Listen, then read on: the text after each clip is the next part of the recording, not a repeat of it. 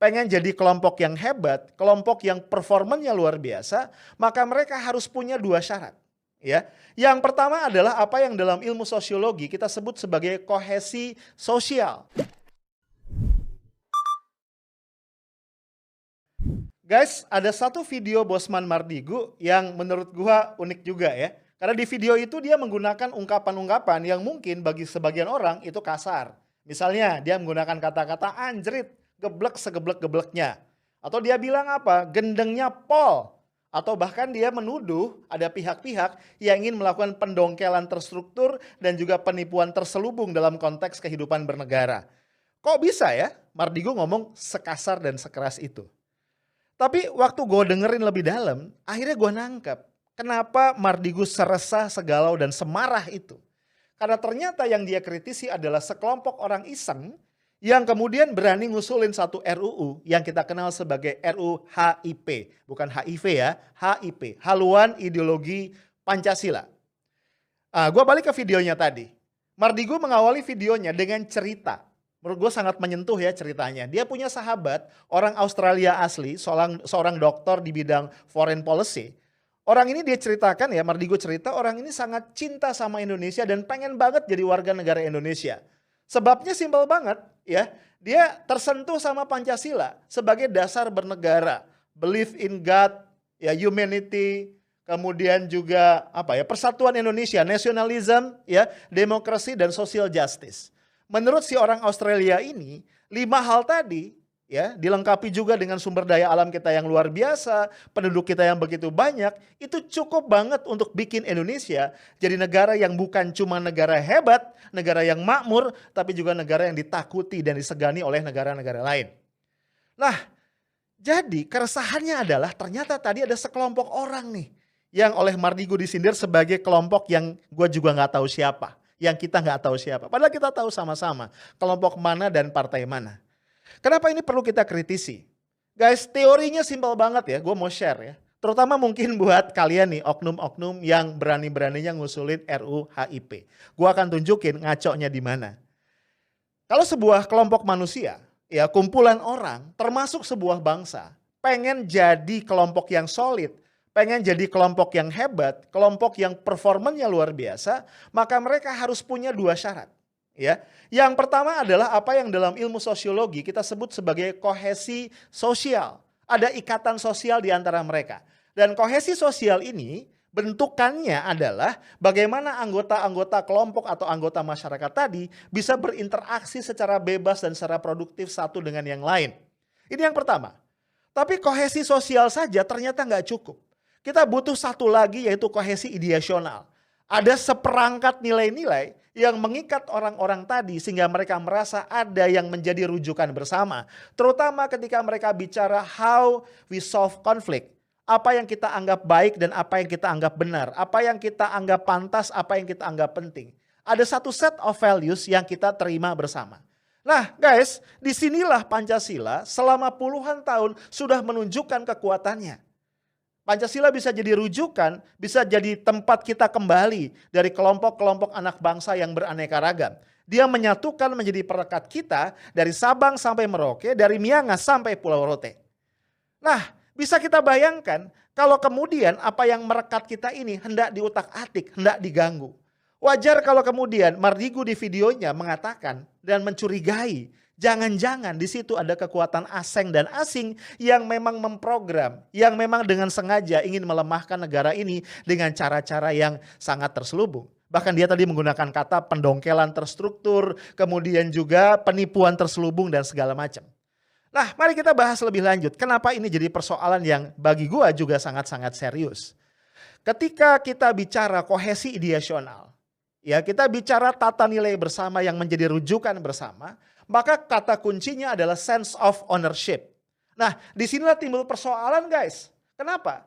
Karena kelompok yang sama, yang hari-hari belakangan ngotot mengusulkan pemberlakuan Undang-Undang HIP adalah kelompok yang juga beberapa waktu yang lalu berteriak-teriak dengan pongah, dengan ganas, saya Pancasila, saya NKRI, saya Bhinneka Tunggal Ika.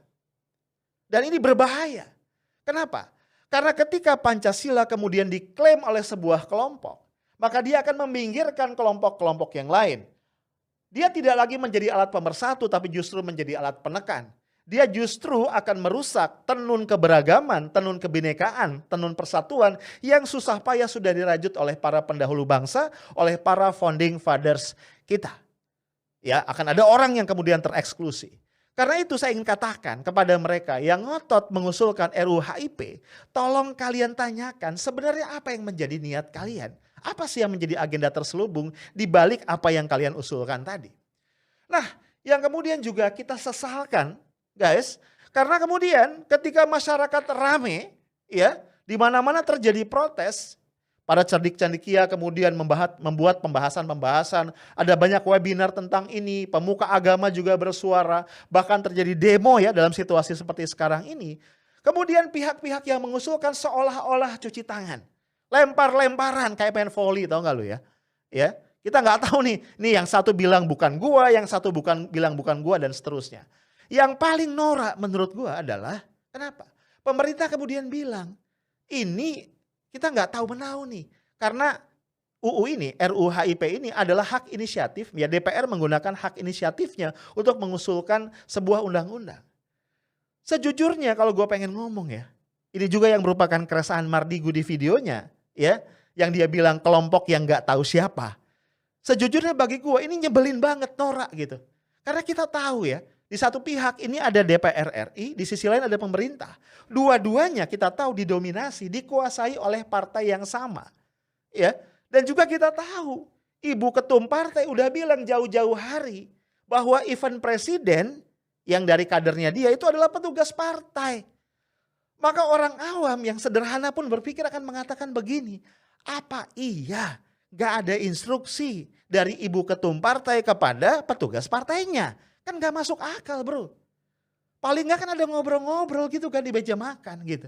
Masa ya sekarang jadi lempar-lemparan? Kan kayaknya kita bego banget gitu. Padahal kan yang bego kalau kata Mardigu, yang bego yang ngusulin gitu loh. Ya. Yang lebih menyakitkan lagi ya, bahwa RUU ini kemudian muncul jadi rame, jadi persoalan ketika rakyat itu sedang sibuk habis-habisan mati-matian menghadapi pandemi corona. Dan ini sudah dilematis gitu ya. Orang mau keluar rumah takut mati karena corona. Orang mau ngerem terus di rumah juga takut mati kelaparan karena gak ada lagi yang bisa dimakan. Dalam kondisi yang seperti ini, rakyat menengah ke bawah itu sudah menggap-menggap gak karu-karuan. Tiba-tiba dewan kayak main colongan begitu ngusulin RUU HIP. Dan ini bukan pertama kali gitu ya. Sebelumnya berbagai undang-undang yang menurut gua sama sekali tidak urgen, gak ada urusannya dengan penanganan COVID, itu juga kemudian diselundupkan dalam situasi yang sangat tidak menguntungkan ini. Nah, kalau dalam kondisi begitu, menurut gua adalah sangat pantas kalau Mardigu mengatakan orang-orang yang mendukung RUU ini, orang-orang yang bahkan membiarkan nanti kalau sampai dia lolos jadi undang-undang adalah para pengkhianat bangsa. Orang-orang yang pengen bangsa ini jadi lemah. Orang-orang yang pengen bangsa ini kehilangan kekuatan yang merekatkan manusia-manusianya menjadi sebuah kesatuan yang kokoh dan solid.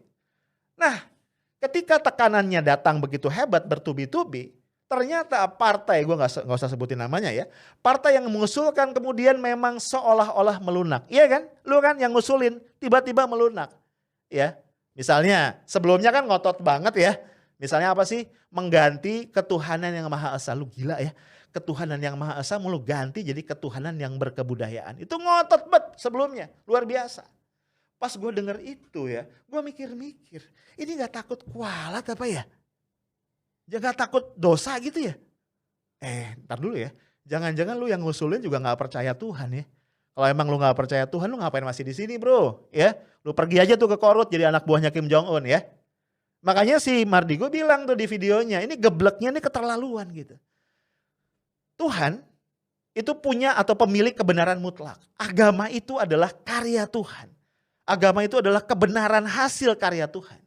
Ketika kita bilang ketuhanan yang berkebudayaan, kita tahu kan budaya itu adalah hasil karya cipta manusia. Artinya kalau ketuhanan yang berkebudayaan, kita mau Tuhan tunduk sama manusia. Sama budaya nilai-nilai buatan manusia. Maksud lu apa sih? Emang Tuhan mau lu suruh ngelenong gitu ya? Atau joget dangdut begitu? Kan sakit emang lu. Ya, makanya tuh otak kalau masih ada walaupun dikit dipakai. Nah, ketika semua ribut gitu ya, nah lu mulai cabut itu. Lu nggak ribut, nggak ngotot lagi tuh ketuhanan yang berkebudayaan. Sebelumnya juga lu ngotot kan, ya. Pancasila lu peres tuh, pengen diperes jadi apa? Jadi Trisila, jadi Ekasila. Ekasilanya gotong royong pula. Gue nggak habis pikir, sama gue bingung ya. Mardigu bingung, gue juga bingung gitu ya. Maksudnya apa sih pengen diringkas-ringkas? Apa daya ingat lu segitu lemahnya ya, sehingga ngapalin Pancasila yang cuma 5 aja lu nggak bisa gitu ya. Dan gue setuju banget ya, 100% gue setuju. Mardigu bilang di videonya, kalaupun Pancasila itu lo mau ringkas, itu bukan jadinya gotong royong bro. Pancasila itu kalaupun mau diringkas, maka yang bagian paling penting adalah ketuhanan yang Maha Esa. Believe in God. Dan ini sesuai dengan isi dari Undang-Undang Dasar kita. Undang-Undang Dasar Negara Republik Indonesia pasal 29 ayat 1 mengatakan negara berdasarkan ketuhanan yang Maha Esa. Bukan negara berdasarkan gotong royong, bukan negara berdasarkan ketuhanan yang berkebudayaan. Nah tadi ketika orang mulai banyak yang protes bertubi-tubi sampai demo gitu ya, lu gak ngotot lagi nih kan? Boleh dihapus pasal itu. Bahkan lu nyoba nih untuk meredam situasi. Ini kalau gue bilang lu tuh artinya para pengusul nih ya, partai tertentu tadi ya. Ketika orang lagi rame tadi, lu coba meredam situasi dengan apa? Lu pecat Oneng. Nah, ya kan? Si Oneng nih tahu kan ya, dia wakil ketua Badan Legislatif DPR, sekaligus ketua panja pembahasan RUU HIP. Dia pecat nih. Bro, nih ya, gue pengen kasih tahu. Luka hati rakyat gara-gara kelakuan lu yang random banget ya, ngusulin RUU HIP itu dalam banget. Itu nggak bisa cuma disembuhkan dengan dicocol betadin doang, nggak bisa. Jadi langkah-langkah yang tadi itu di permukaan ya, bahkan lu ngeganti namanya, ngusulin ya, waktu itu sempat ada wacana mau diusulkan diganti jadi RUU PIP.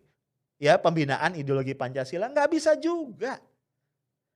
Satu-satunya langkah adalah menurut gua, kalau mau ini bisa diredam, ini bisa diselesaikan, dan kemudian konflik horizontal tidak meluas dan tidak terjadi, cuman satu. Segera taubatan nasuha. Minta maaf sama rakyat Indonesia yang lu zolimi dan cabut RUU HIP dari prolegnas prioritas tahun 2020. Cabut, jangan pernah didiskusikan lagi. Nah, yang gua kecewa banget, dan mungkin ini juga menjadi suara kekecewaan hati dari rakyat Indonesia. Alih-alih mencabut itu, pemerintah cuma menunda pembahasan pada satu sisi. Dan pada sisi yang lain, baru beberapa hari yang lalu nih ya, pemerintah rame-rame kayak lenong ya. Diusung oleh 5 menteri, 1 Menko pula gitu ya. Kalau gua nggak salah nih ya, ada Menko Polhukam, ada Menkumham, ada Mendagri, ada Menhan, ada Mensesnek. 5-5-nya datang ke DPR RI, diterima oleh Ibu Ketua DPR RI, Ibu Puan Maharani, mengusulkan RUU BPIP. Gue gak habis pikir apa urgensinya RUU BPIP, kok sempet-sempetnya dibikin. Padahal BPIP sudah diatur sama Perpres. Ibu Puan bilang isinya mengatur tata kelola dari BPIP, bukannya udah ada di Perpres ya. Dan seurgen itukah dia harus dinaikkan levelnya menjadi undang-undang? Nah guys, gue pengen kita merenung. Ini gue khawatir ada logika bernegara yang gak benar di sini. Atau lebih dahsyat dari itu, ada niat jahat yang terselubung. Kok sampai melakukan hal-hal yang sebenarnya gak urgen. Nah, gue pengen balik ke videonya Mardigu tadi. Mardigu mengingatkan, kembali ya, kalau Pancasila itu dilaksanakan secara konsekuen apa adanya, negara ini punya modal yang luar biasa untuk jadi bangsa besar. Jadi gue bertanya-tanya dalam hati, kalau betul kita berteriak, saya NKRI, saya Pancasila, saya Bhinneka Tunggal Ika, kenapa kita nggak ngebenerin fokus kita? Ya, di tengah pandemi ini mari fokus kita adalah menyelamatkan rakyat, menyelamatkan bangsa, menyelamatkan negara dari COVID ini. Bayangan gue nih, anggota dewan fokus gak mikirin yang lain. Coba itu awasi bagaimana pemerintah menggunakan dana ratusan miliar yang sudah dialokasikan untuk COVID itu dengan sebaik-baiknya. Pastikan tidak ada penyimpangan serupiah pun. Contoh nih ya, gue prihatin banget. Waktu gue baca data, mudah-mudahan datanya valid ya. Waktu gue baca data, datanya bilang begini, ini alokasi dana untuk riset vaksin. Beberapa pihak lain, ini bukan negara ya, perusahaan-perusahaan multinasional, itu mengalokasikan triliunan untuk riset vaksin COVID-19. Indonesia lu mau tahu berapa? Cuma 37 miliar. Gila kan? Jadi maksud gua, kalau kita memang cinta sama negara ini, fokus dong ngurusin COVID-19. Sampai kita benar-benar bebas. Baru sesudah itu kita ngomong yang lain yang saat ini nggak urgen sama sekali. Nah, sambil jalan ya, nih ya, buat anggota dewan, buat pemerintah yang terhormat, yang mulia, lu pikirin deh tuh, utang luar negeri kita yang bejibun. Jangan sampai anak cucu kita dibebani sesuatu yang mereka nggak terlibat di dalamnya, dan nggak dapat manfaat apa-apa dari situ. Yang gue sedih ya, kadang-kadang menteri itu kalau nyablak ya, mungkin presiden mesti ngingetin para menterinya ya. Menteri itu kalau nyablak ngejawab pertanyaan suka nggak dipikir, nggak ada otaknya. Menteri Keuangan ngomong terkait dengan hutang. Ketika dikritik hutang kita yang segunung, dia bilang apa? Negara-negara Islam juga berhutang. Ibu, mikir kalau jawab. Ya. Ketika kita bicara hutang kan pertanyaannya, kita punya kemampuan bayar enggak gitu loh. Bukan urusan negara Islam atau bukan negara Islam. Kita punya kemampuan bayar apa enggak? Ini contoh nih, pikirin deh tuh hutang. Pikirin pengangguran yang berjibun. Ya, pikirin nasib anak-anak yang bingung. Lu pikir sekolah secara daring atau online gampang apa? Kebayang nggak gimana anak-anak di Papua, gimana anak-anak di Indonesia Timur yang akses internetnya nggak karu-karuan, itu bisa sekolah secara daring. Jangan-jangan kemudian standar pendidikan kita tambah turun, bukan tambah naik. Nah, itu banyak hal banget yang mesti dipikirin. Kenapa kita nambahin PR yang namanya undang-undang HIP yang kemudian berubah menjadi undang-undang BPIP. Nah, terakhir gue pengen sampaikan buat semuanya. Kayaknya memang kita perlu terus memantau langkah dari DPR dan pemerintah. Karena kalau enggak pada random banget nih ya. Kayak supir Kopaja yang SIM-nya nembak gitu lah. Nabrak sini, nabrak kanan, nabrak kiri. Kita mesti bersuara karena bagaimanapun tidak ada orang yang boleh mengklaim saya NKRI, saya Pancasila, saya Bhinneka Tunggal Ika. Why? Karena kita semua NKRI, kita semua Pancasila dan kita semua Bhinneka Tunggal Ika. Satu lagi gue mau bilang, buat partai-partai yang sejak awal sudah menolak dengan tegas dan konsisten RUU HIP, gue mengucapkan penghargaan dan terima kasih. Plus doa, mudah-mudahan penolakan kalian itu lahir dari niat tulus untuk membawa suara rakyat yang selama ini sudah memilih kalian, bukan karena kalkulasi politik. Buat partai-partai yang terakhir-terakhir kompak menolak, ya gue mau ngomong apa lagi ya, setidak-tidaknya peribahasa mengatakan late is better than never. Akhirnya lu pada waras juga walaupun telat.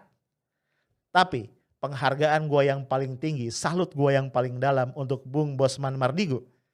Gue membayangkan Indonesia butuh banyak orang kayak lu men. Orang-orang yang masih waras, yang cerdas, berani bicara apa adanya ketika ada penyimpangan. Itu aja, stay tough, smart, and professional. Assalamualaikum warahmatullahi wabarakatuh.